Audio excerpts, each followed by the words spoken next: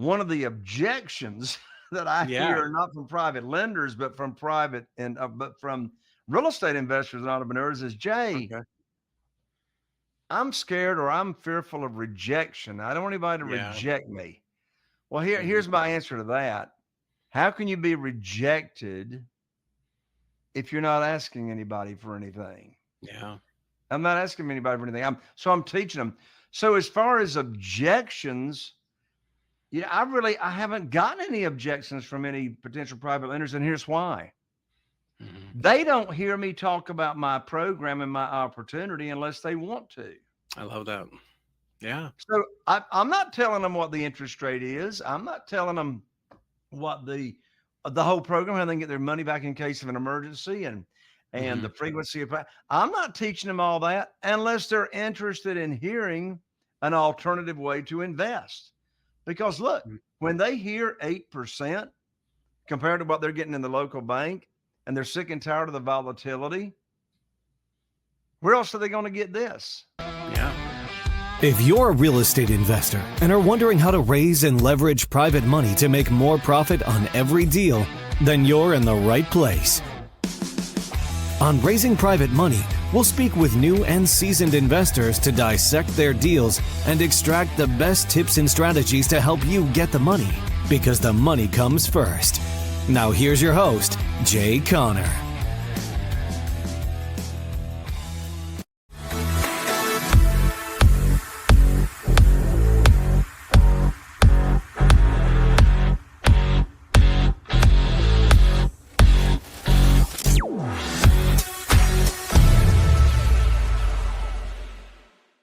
Guys, welcome back. Today, very, very excited to have my friend Jay Connor on today.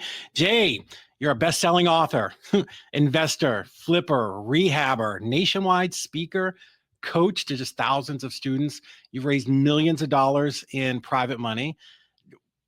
You're literally a legend in this business. We're in a mastermind together, the family mastermind. You're definitely one of the go-to kind of, you know, bigger than life personalities there. But how did you get started in all this? What kind of kicked it off?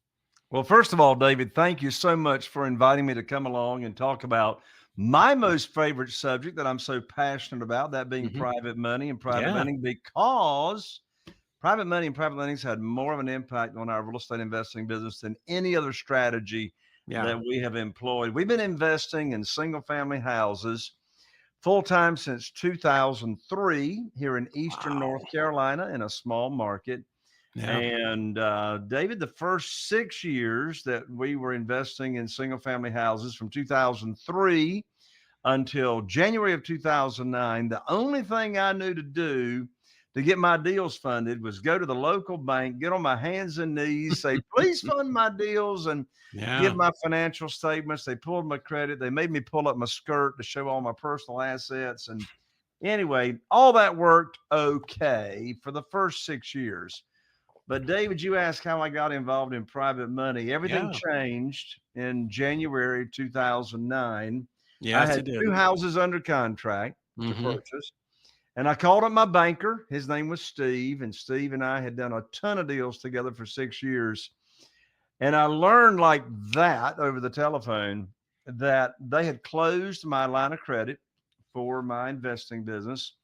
And I said, Hmm. Steve, what in the world are you telling me? My line of credit is closed. I've got a great track record with you. What's going on? Yeah.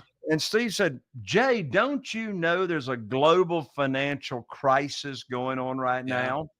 I said, no, but you just gave me a global financial crisis That's right. because now I got my deals under contract and no way to get them funded. So I hung up the phone, sitting here at my desk, David, and I want to share with you and your audience a very powerful question that I asked myself. And this question will help fix any problem that you or your audience has. I don't care if it's relationship, financial, career, health, it don't matter. I love it. And here's the question I ask. By the way, these people running around saying every problem is an opportunity. I want to be the Kool-Aid guy that runs, head first into the brick wall. That drives me crazy. Listen, I didn't have an opportunity. I had a problem. Now, that problem became an opportunity, Yes. right? But at the moment, it was a problem. Here's the question that I asked myself. I said, Jay, who do you know that can help fix your problem? All the power is in asking the right questions. That's And right. David, when I asked myself that question, I immediately thought of our good friend, Jeff Blankenship, who lived in Greensboro, North Carolina at the time. He was investing in single family houses, and I called him up and I told him what had just happened. He said, well, Jay, welcome to the club. Yeah. I said, what club is that? He said, the club of having the bank shut down your line of credit. He said, my bank shut me down last week. I said, well, Jeff, how are you going to fund your deals? Yeah. He said, well, have you ever heard of private money? I said, no. He said, have you ever heard of self-directed IRAs and how people can use retirement funds and lend money to us real estate investors and earn passive income, either tax-free or tax-deferred? I said, Jeff, I don't have a clue what you're talking about. I said, what is private money?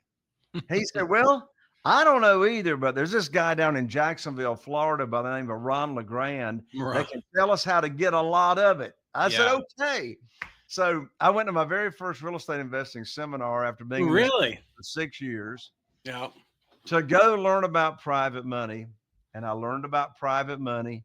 I came back home, David, and I put my program together that I was going to offer potential private lenders. And you know what's interesting, David? Since that time, I've never asked anybody for money.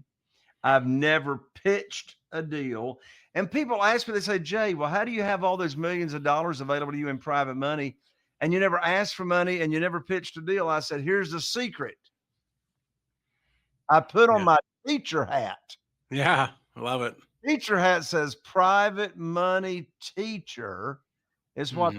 So you know what's interesting, David, is I got 47 private lenders funding my deals. Not one of my private lenders ever heard of private money or private lending or self-directed IRAs and how they can use your retirement funds until I put on my teacher hat and I went about teaching them what this world is about, how they can earn high rates of return safely and securely. And here's a big part of the secret sauce, David. I did not ever, when I would first talk about private money and private lending and the program and the opportunity I would offer, I never talked about a deal initially that I needed funding, because here's a writer downer. Desperation's got a smell to it. Yeah, that's true. And if you're talking about an opportunity and what private money is, and in the same conversation, talk about a deal that you need funded, you're already sounding desperate without even trying to sound desperate. So I shared the opportunity with people that I go to church with in Business Networking International, Rotary Club. I put on a private lender luncheon. I got a pledge at that one 90-minute luncheon for $969,000. And it was all led by having a outlook of a servant's heart. Yeah. None of these people ever heard of self-directed IRAs. None of them heard of private money until I taught them about it. And then I'm going to share a short little script with you and your audience, and I'm going to turn it back to you. Cool.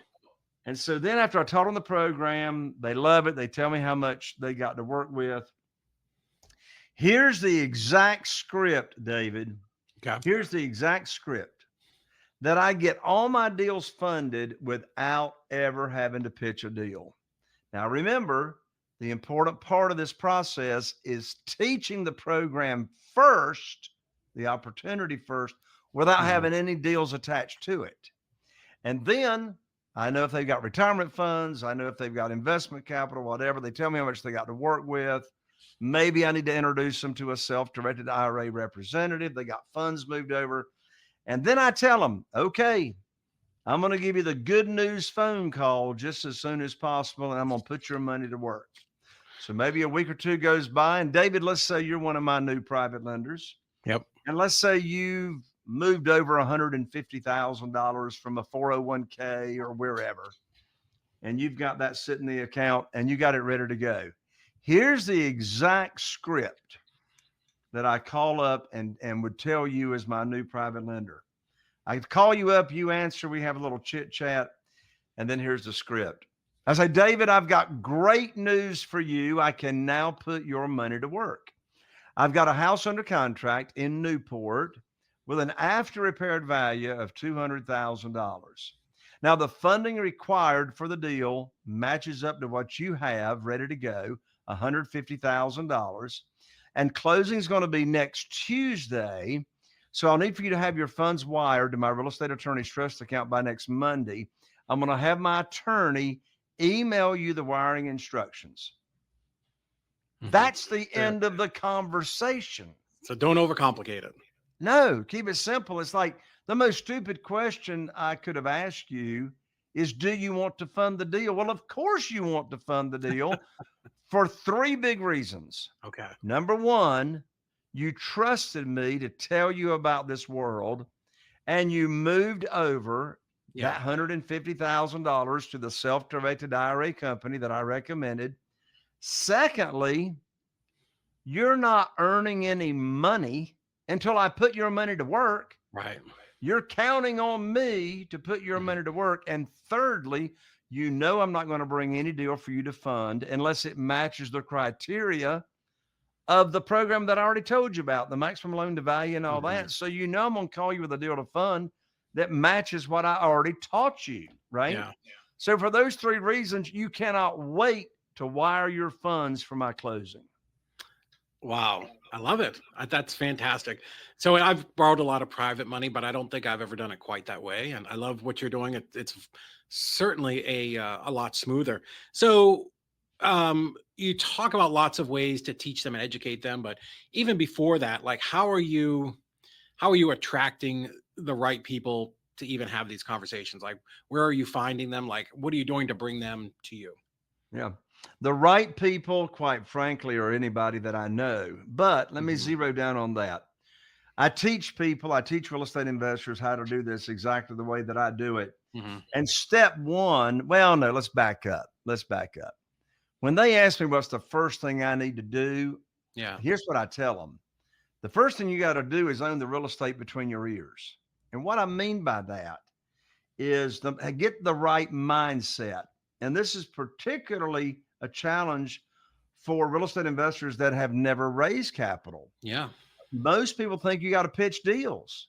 Most people think you got to chase and beg and sell and all that kind of stuff. And the opposite is true. You know, the traditional way to borrow money, institutional money, even from hard money lenders, in this world, I'm not talking about hard money. The traditional way that only people know is to apply. Well, guess what? There are no applications. You're already approved. Yeah. Why are you already approved? Because you are the underwriter. You're the underwriter of your own deals. Traditionally, it's the bank or it's the person that's got the cash that makes the rules. Not in this world. You see, we're not asking for a mortgage. We're offering a mortgage. So step one to get straight is the mindset. And you know what I learned over the years, David, is our private lenders appreciate us so much because they're earning so much more money than they would be, say, at the local CD and the bank. And they don't have to worry about the volatility of the stock market. When they invest with us, it's a debt. They know exactly what their rate of return is going to be, which, by the way, I've been paying 8 to 10% ever since 2009 with no origination fees, no extension fees, and they never want their money back anyway. Back to your question. Where do I find these people? Well, when I teach other real estate investors to make their list of potential private lenders that are in their cell phone, they're in their cell phone, make your list first of who's retired. Yeah. Because if you start with retired people, there's a good chance they have retirement funds. But where do I find these people? I'll tell you a short story. One of my very first private lenders, I put my program together, and I've got two different methods that I teach of having opening conversations with people. One is the direct method. One is the indirect method. I'll just share the indirect method in the form of a story. So it was on a Wednesday night at 7:30. Carol Joy and I go to Bible study at the Morehead City Church of Christ here in Morehead City on Barber Road. So we were going there to Bible study on a Wednesday night, right after I'd put my program together. I Yeah. walked into the foyer of the church building and I walked up to a gentleman. He and I had known each other a while, and his name was Wayne. So I walked up to Wayne, and here's exactly what I said to Wayne. I said, Wayne, I'd like to visit with you about something confidential after we finish tonight here at Bible study. Have you got a few minutes? He said, sure. So we had Bible study. We get together down in the nursery and shut the door. Here's exactly what I said to Wayne. I said, Wayne, you know everybody in this town. And he did. He was the Zenith television dealer decades ago in Really? Morehead Okay. City, North Carolina. Now, look, if you're listening to this show and you don't know who or what the Zenith television dealer was, that means you're too young to remember life before Walmart came to town. That's right. He'd sell you a TV, finance your TV, and actually come to your house and repair your TV. Anyway, so Wayne, he knew everybody in this town. I said, Wayne, you know everybody. He was well plugged into the Rotary Club and all that. I said, Wayne, now here's the magic phrase. Here's the magic phrase. I said, Wayne, I need your help. I said, I have now opened up my real estate investing business by referral only to people I know and trust and who they know and trust. And when you run across somebody that is complaining about the volatility of the stock market and not making any money in the local bank certificates of deposit, when you hear them complaining about that, would you refer them to me? Yeah. Because I am now paying insane high rates of return to my investors. Love that. Wayne looked at me and he says, well, now, Brother Jay, what you got going on there? And I said, well, what do you mean? What have I got going on? He said, well, what kind of insane high rates of return are you paying? Yeah. And I said, well, are you saying you might be interested? He said, well, I might be interested. I said, well, why is that? He said, well, we're only earning 3%, and that's what it was in 2009. We're only earning 3% in the local bank in a certificate of deposit, and we're losing money right and left in the stock market. We might be interested. What kind of rate are you paying, Jay? And I said, well, that sort of depends on the deal. I said, what sounds high to you? He said, well, I don't know. We're getting 3%. I said, I don't know, maybe 5 or 6%. I said, Wayne, I can't pay you 5 or 6%, but I can pay you 8%. He said, put me down for $250,000. Wow. And so that next afternoon, on Thursday afternoon, David, I went to his and his wife's home, and I came to their home with my teacher hat on. Got it. And I taught them the entire program. What was the maximum loan to value that I would borrow, which, by the way, is 75% of the after repaired value, which means when I buy a house at a discounted price, I always bring home a check when I buy. Okay. And take no money to the closing table. Who wants to get paid to buy houses? That's right. So anyway, the maximum loan to value, the length of the note, the frequency of payments, the interest rate, how they can get their money back in case of an emergency prior to the term coming due. I taught them all that. Yeah. And after 2 cups of coffee, that $250,000 became $500,000 that afternoon. Ooh. And remember the secret sauce. No deal attached to that initial conversation. And I promised them I'd put their money to work for them just as soon as possible. And they became, unfortunately, both of them have passed away now, but they became not only phenomenal private lenders, and they'd never heard of private money. They'd never heard of self-directed IRAs. Most people walking around haven't. Right. And they referred so many people to me and Carol Joy over the years. And they were at that private lender luncheon that I told you about. And they even brought friends to that private lender luncheon. And so, again, a big secret to this process: no chasing, no begging, no selling, no persuading. You're teaching. You got a servant's heart. No talk of any deals until you got the pledge, then the good news phone call, and they're ready to go.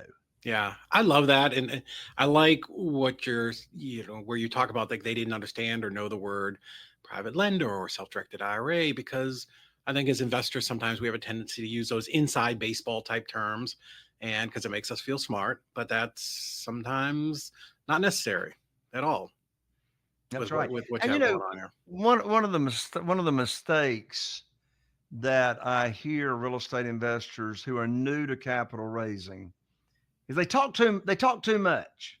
Yes, we You all talk, most investors talk too much. Yeah. and just, you keep it simple. And I mean, you're really offering Hmm. a way for these people to change their their financial situation. I mean, Yeah. Wayne and his wife, handwritten thank you notes as to how we changed their retirement years, and they were able to go travel and see grandkids and all Love that. that they wouldn't ordinarily be able to because of the kind of returns that we were giving them. So Mhm. it really, really is a win-win scenario doing business with these people. Yeah. Now, Jay, as this ramped up, again, I've raised money, not even a fraction of what you've done, but did you have a hard time keeping all of that money moving at some point? Because Yes. that Yes. becomes a problem, right? Yes. So let's talk about how I manage that Yeah. and manage expectations. So when I have a new private lender, which by the way, I haven't had in a long time, it's all I can do to keep juggling what I do have. Yeah. I mean, I could expand outside the area if I wanted Mhm. to, but that's just my business decision. Yeah. I like I like driving by properties that I can drive by within 30 minutes if I choose to. Yeah. Half the properties I don't even go look at them. But my entire teams know I'm Mhm. close by. Anyway, Keeps them honest. that's right. So I haven't raised any new private money personally in a while. Um, so what was I getting ready to say, David? I lost my train of thought for goodness sakes. Oh, we were talking about having Oh, so much keeping it money on busy. hand. Yeah, Yeah. keeping the money at work. So when I do have a new, or when I did have a new private lender come along, they Mhm. got moved to the top of the queue Mm, to put their money to work because I want to prove to them I can perform, makes right? sense. And Yeah. so if I didn't have a deal right around the corner within a week or two, then I would take that new money and refinance a current property and pay off the current private lenders Oh, so I could show that new private lender, hey, we can put this money to work. And then when we're just doing normal, every day, every week, every month business, it depends on how much money they've got to work with. Because, I got some private lenders that only have $50,000 with me. yeah. Well, typically I can't buy a house with that, but I can do a renovation with that a lot of times. So I Hmm. can use private money in a secondary or junior lien position below that first position. But if, I got more than one private lender that's got more than $1 million, with me.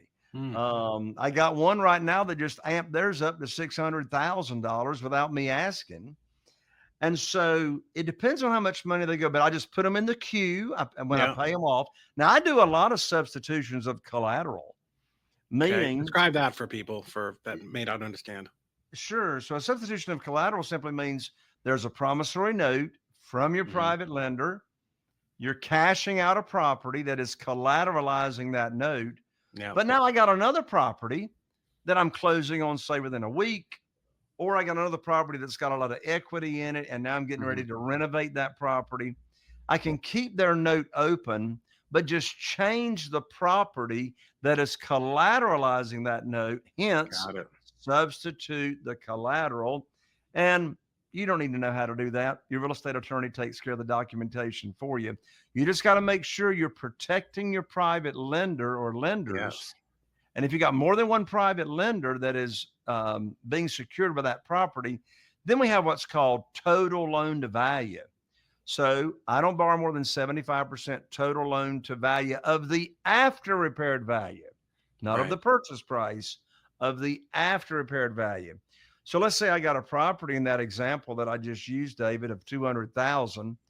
Well, I'm not going to borrow more than 150,000. That's 75%. But I could have bought that property for 100,000, Sure. 50% of the after repaired value. I got $150,000 wired to my real estate attorney's trust account when I buy.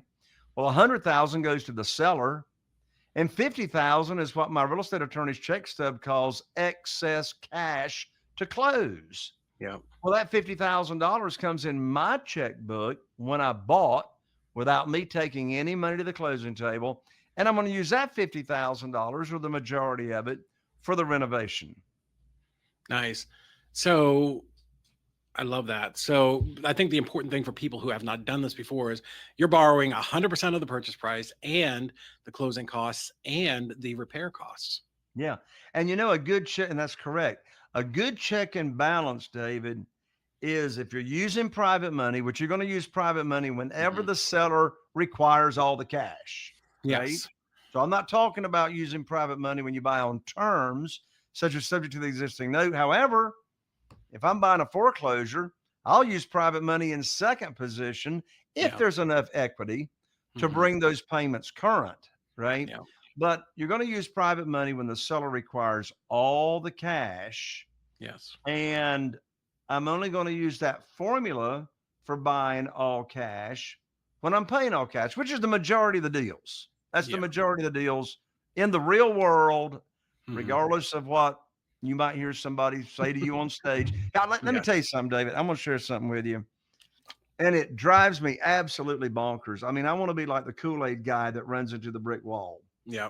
When I hear, have you ever heard the guru or the sales trainer on stage say something to the effect, "Oh, just get the deal under contract. The money will show up." Yes. Yeah. Where? Where is the money going to show up? Yeah. Now, if you're a wholesaler, obviously you got your buyer's list. And I'm not talking about wholesaling. Yeah. I'm talking about staying in the deal. So Yeah. that's why I practice and preach. The money comes first. Get the money lined up. And just think about how much more confident, how many more offers. I was just going to say that. Yeah. When I've had, $1 million or 750,000 ready and available, I go out and negotiate a lot different. Absolutely. There's a lot more confidence and backbone in me making that offer, knowing I legitimately can close in 3 days. And we do. In fact, just a few short years ago, 2 or 3 years ago, and I've been in this business since 2003. Yeah. But it never occurred to me, sometimes I'm a slow learner, but it never occurred to me to start using this strategy that I'm going to share to get more offers accepted. And here's the way it works. So we know time kills deals. Yes. We know the more time that goes by from the time you talk to a seller until you close on that deal, all kinds of things can go south, right? So I want to close it now. I want to close it in 3 days, 4 days, as soon as we negotiate. So what we now do, and most of these properties are occupied. Right. And so, they can't move out in 3 days or 4 days. So I say, look, we'll go ahead and close now, and we'll give you half of your proceeds now. You can stay in your home for free for whatever length of time that we agree upon. And then when you vacate the house and we walk through it and it's nice and clean, then you'll get the other half of your proceeds.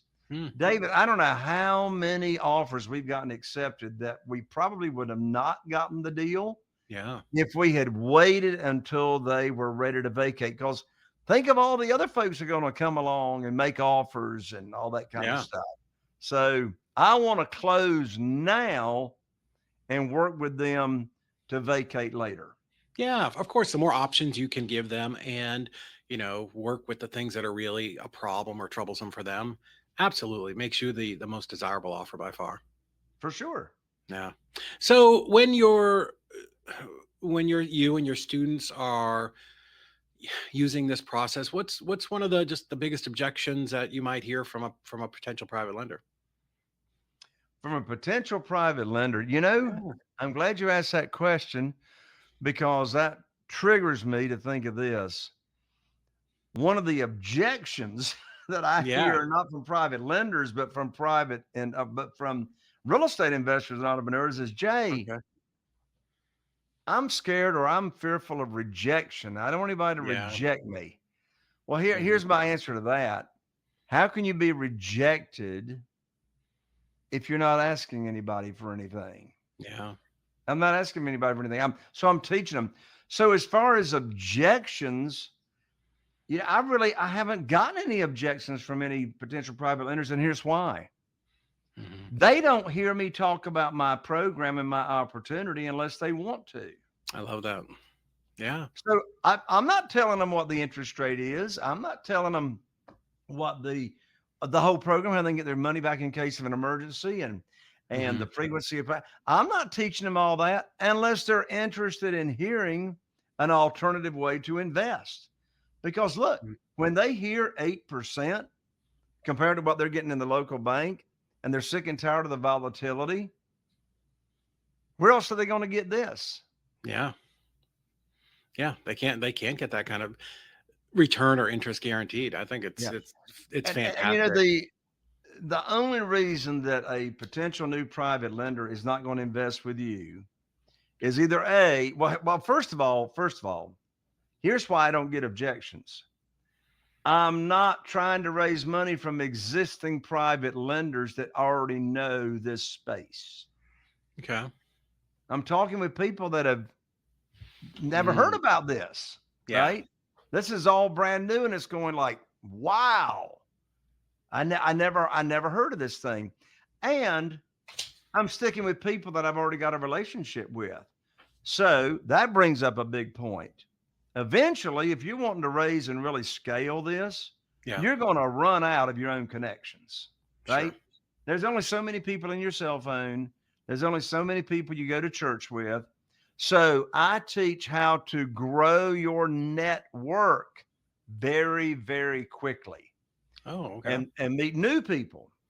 I've raised millions of dollars by getting involved in Business Networking International. Yeah. So even little teeny tiny Morehead City, North Carolina, we started BNI back in 2007 here Mhm. in Morehead City in our small area. And so the way BNI works is it's like you've got 25 other people that are on your sales force referring potential people that you want to do business with. So talk about leveraging and growing your network. The Chamber of Commerce, the Yeah. Rotary Club, the more people that you are connected with that you can see how you and you can show how you serve, which always attracts people to you, Mhm. then you're going to end up with the same problem I did. And that is being able to use all the money because frankly, Yeah. there's more money out here available than there are deals. I think that's fantastic because it is such a limiting belief. I did a session the other day talking about kind of those big obstacles or at least mental obstacles, the obstacles between your ears. Yeah, that there were no deals left out there. Same thing with there's so much private money out there. So Fan- uh, true. Yeah, no, absolutely. Now, so are you able to, borrow money and then relend it out, or are these deals that you're only use, or is this funds that you're only using for your deals? Yeah, these are funds I only use for my deals, so I don't lend money out. I don't Yeah. I don't match up private lenders with real estate investors. Ask Mhm. me why. I did that. I don't do that anymore. Yeah. I did that years ago because when I introduce a private lender to someone Mhm. else, my reputation's on the line, Sure. right? And so nope, don't do that anymore. I teach entrepreneurs and real estate investors how to raise very, very quickly Mhm. their own capital. Nice. Well, that's the perfect segue, Jay. What is the best way for people to get in touch with you and to just learn more about this? Because I love it, and I think it's going to be valuable for not only new investors who are just getting started, but even people like me who have done some deals and even have a basic understanding of private money. How we can take what you've learned over the years and really just throw gasoline and accelerate what we're already doing. Yes, speaking of that, David, I'm thinking of Sue and Harriet Baldwin Hmm. up in Elvira, New York, Yeah. and they came into my world a few years ago. Very active in my mastermind group for quite a few years. Well, they came in my world. They already had 100 houses in their portfolio. They Wow. had already raised over $1 million in private Yeah. money. But we can learn from each other. Sure. So I recorded a evergreen webinar with them, and just that webinar got them an extra $3 million. So Whoa. as you said, whether it's somebody that's never raised capital or you're a seasoned real estate entrepreneur, you want to raise more capital, then I want to give you my new book I'm so excited about. It's called Where to Get the Money Now. Love it. Subtitle, How and Where to Get All the Money for Your Real Estate Deals You'd Ever Want Without Relying on Institutional or Hard Money Lenders. Yeah. And this is a book. This is not an ebook. The Postal Service is still in business. I'll autograph it for you. I'll ship it to you 3-day express. And I'm going to include with the book. And by the way, the book goes over step by step the exact program that I teach, an opportunity I teach my private lenders. But there's a gold medallion right up here. I'm also going to include 2 tickets to my upcoming Private Money Conference, which is an in-person conference, private money conference. So I'm going to include these 2 tickets valued at $3,000 to the live event. So I'll send you the book, just cover shipping at www.jayconner.com/book. And I'm an ER, not an OR. So again, that's www.jayconner.com, jayconner.com/book. And I'll rush it right out to you. Awesome. Well, I'm going to jump on there and grab a copy because I'd love to attend that event too. That sounds absolutely amazing. Where is the event being held? Right here in our hometown, Morehead City, Atlantic Beach, North Carolina. And the upcoming event is right on an oceanfront hotel.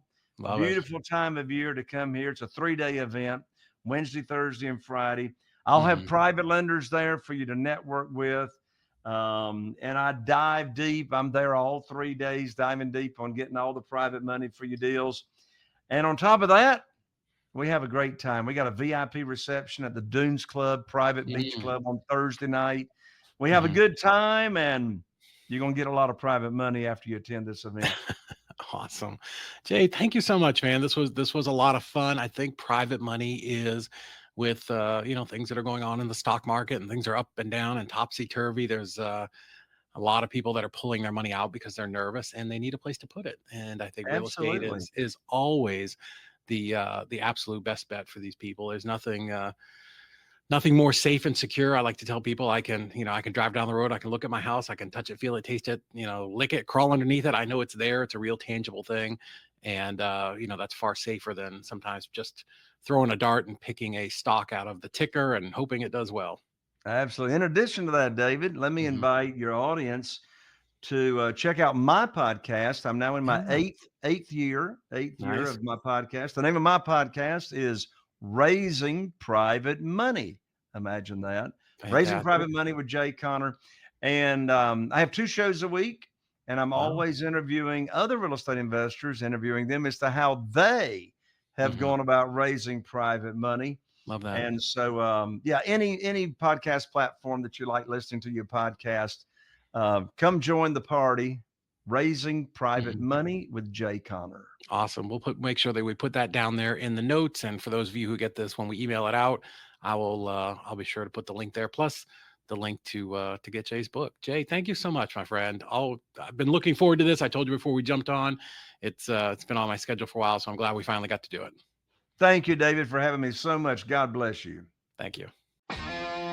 Are you feeling inspired by the knowledge you gained in this episode? Then head over to jayconner.com/moneyguide. That's jayconner.com/moneyguide and download your free guide that shares 7 reasons why private money will skyrocket your real estate investing business right now. Again, that's jayconner.com/moneyguide to get your free guide. We'll see you next time on Raising Private Money with Jay Conner.